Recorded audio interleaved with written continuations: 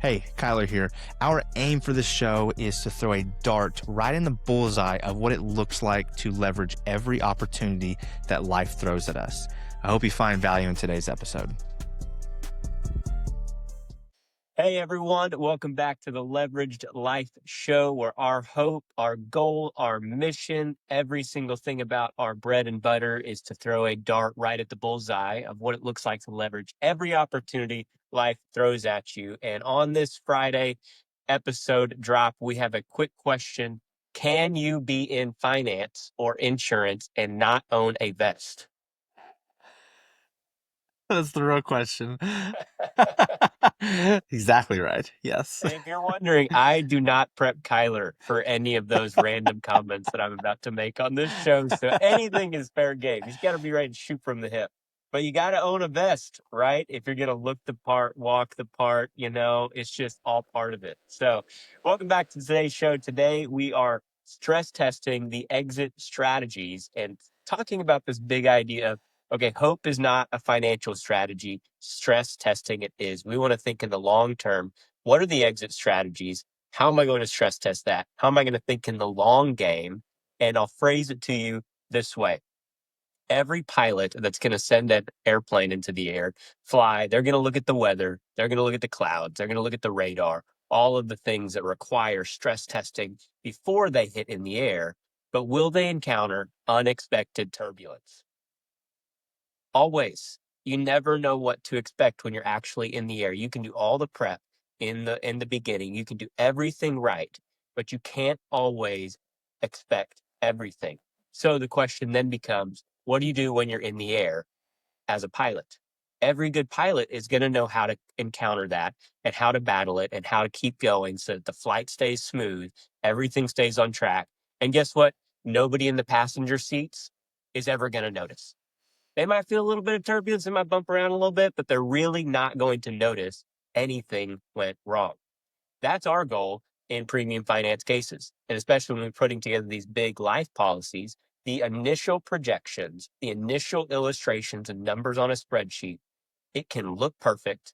Everything can be stress tested on a very conservative level, but you never know if you're going to encounter unexpected turbulence. That's any industry. It just happens. But that's why we like to come in and make sure we stress test it from the beginning, think through every clear exit strategy, and not talk about these crazy, scary scenarios, but to make sure we mitigate the risks on the front end. Ask the hard questions at the beginning, right, Kyler? That's right. Yeah, that frame is exactly that illustration is perfect when it comes to a pilot. The stress test, it's not the warning label. It's really a design tool when you look at these policies. And the advisors who do this really well are not the ones who avoid the uncomfortable questions. They're actually the ones that go looking for the problems early on and on purpose, because if you find that stuff and you can know how to take action if something does go sideways, then we're not surprised by anything. The clients never get surprised. So, what does stress testing actually mean in the context of premium finance? So, at its core, it means running a case through different scenarios where things do not go as planned and asking, does this still work? And if it does not work perfectly, what are our options? And there's usually a few options available, or kind of categories of things that we'll see that comes up. And well, first one is going to be the policy performance. We've talked about that before. What if the policy, it's crediting at a lower rate than what we originally illustrated, or we assumed was going to happen? Something happens in the market and it's not crediting as well as we thought. And how does that change the cash value trajectory? How does that affect the collateral picture?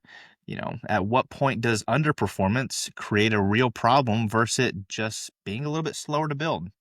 That's one of the first things that we're going to look at when it comes to stress testing. We have to look at these numbers and say, or run through different scenarios to see what is the picture going to be on the outcome on the back end. So the second thing is going to be the interest rate environment itself. So of course, getting a loan is going to carry interest and the costs related to that loan. And those costs can move because of variable interest rates. So a structure that looks comfortable today, it might feel different if rates climb, if they change the environment. The client has to understand that. That's something that we always talk with on the front end with clients, because that is one inherently a risk that is involved. We've talked about that before.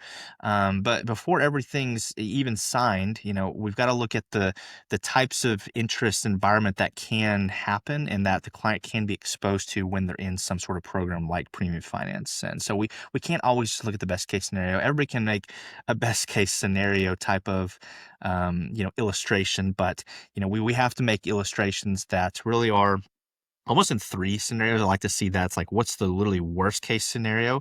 What's the base case scenario that's still very, very conservative, like the realistic one? And then what's kind of an aggressive scenario, if you will, right?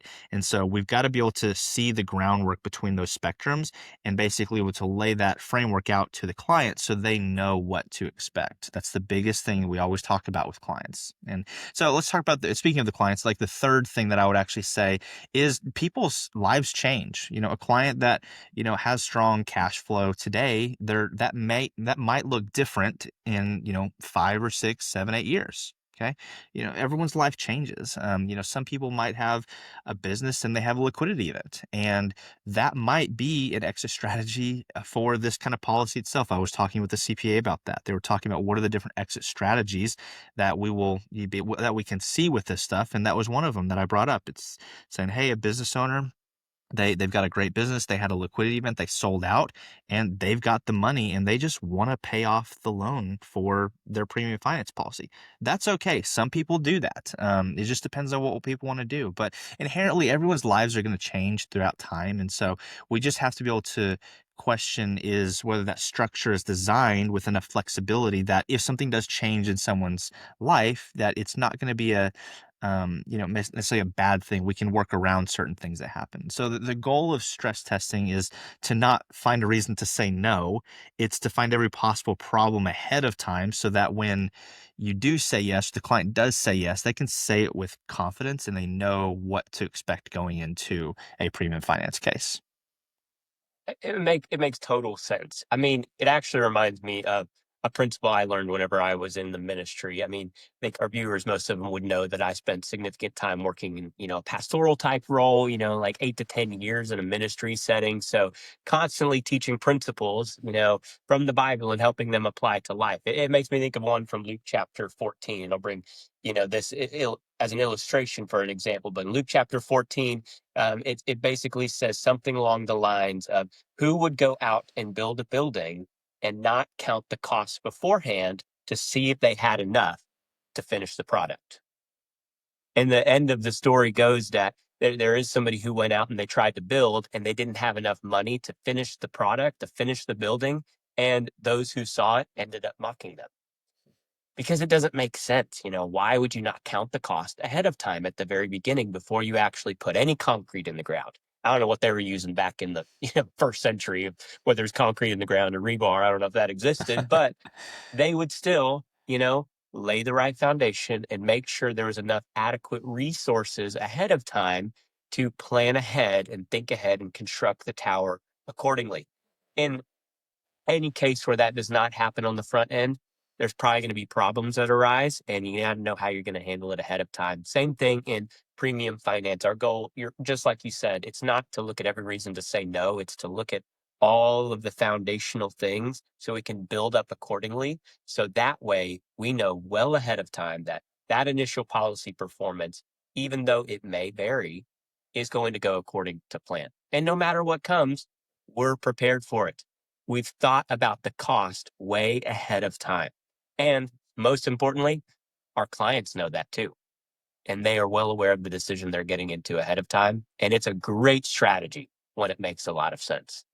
Mm, exactly. I love the illustration of that core with the foundation. And really, when you do these cases, you know, you can see who's doing it right versus who's doing it wrong. Like when we'll do policy reviews, or you get an illustration from maybe somebody else that has done this, and or let me just say, like they got a base illustration from the carrier. That may not be exactly the best way to illustrate something. With like the stress testing and the different exit strategies and stuff. And so you can really see a difference between one that is a well-run case. It's designed very well, and one that's not as designed, as appropriate. And, like I said earlier, the advisor sits right in the middle of the client situation in that conversation. We just have to walk through the scenarios. And like I said, it's not to frighten them, it's to inform. We want to empower our clients to make informed decisions. And a lot of times when you see clients, they walk away from something like this, a lot of times because they just don't understand it.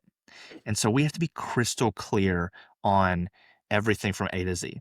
So that way the client leaves the conversation and understands all the conditions that would require action, what those actions could be if they did require. And not only if, not to say us, but like I would say the client, to make sure they have the capacity to take on that action if something does happen. So, in cases that create problems, the stress test either never happened or it just happened, after the policy was already in place. The client was shown the illustration. The illustration looks great, but nobody asked the uncomfortable questions. Like I said, that's when things kind of go sideways, and we just see these. When we do policy reviews, it's just not a good situation. So, something changes, interest rates, policy, liquidity. The client's facing a decision, and you have to make sure they were prepared to make the right decision if that does come down the road. So, Makes me think of a conversation I had before we round third and head for home and give the tangible for today. Makes me think of a conversation I had with one of my mentors. He was a real estate developer, ground up, would find land and do the acquisition process, entitle it, and then develop the whole process from there, work with, builders and everything. So he would always tell me that he would never invest in anything that he didn't understand. And I think that is such great advice, especially for premium finance. We need to make sure that we understand how this works, the pitfalls, the pros, the cons, the strategy, how it makes sense on the front end before we get that yes, before any ink goes to the paper. That's what we hope to do. So here's your tangible for today. Before any premium finance case moves forward, ask this question. Walk me through what it looks like if this thing goes sideways. Again, it's more of a statement than a question, but walk me through what this looks like if things do not perform as illustrated. And maybe go down to a specific year too on an illustration, because a good illustration and projection is going to have age and year of the policy 1 through 10, 1 through 20, 1 through 40, however long the policy might be in effect, as we're thinking very long term on this. Walk me through what it looks like if this does not perform as illustrated. And then what are my options if that is the case? What are my options if that is the case? Is there any flexibility there? And if so, what does that flexibility look like?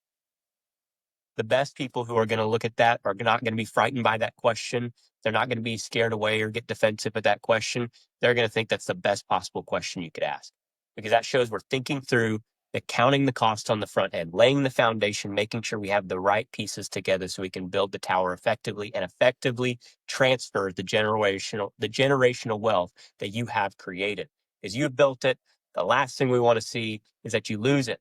So this is the way we go about protecting that, preserving it, and creating you more wealth in the process. So if you have any questions about that, I just encourage you to text SHOW to 479-396-3528.